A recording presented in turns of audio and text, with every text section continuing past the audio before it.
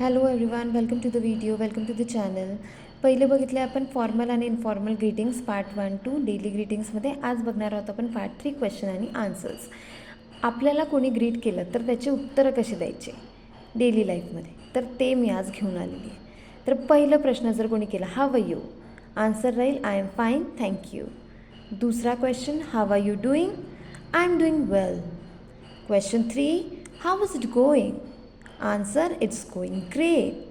Question 4, how is everything? Answer, everything is good. Question 5, what's up? Answer, nothing much, just relaxing or chilling. 3 उत्तरं येतील. तुमच्या इच्छेप्रमाणे तुम्हाला जे म्हणायचं असेल ते तुम्ही म्हणू शकता. Question 6, how was your day? Busy असेल तर वरचा answer, my day was busy but fine.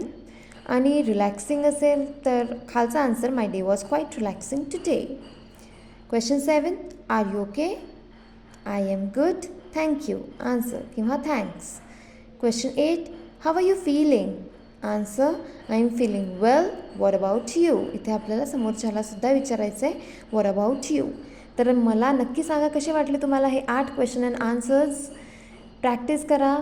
Formal informal सेंटेन्सेसची पण प्रॅक्टिस करा, ह्याचीसुद्धा प्रॅक्टिस करा. हे यूज करा आणि कुठे यूज केले हे मला नक्की कमेंट करून सांगा.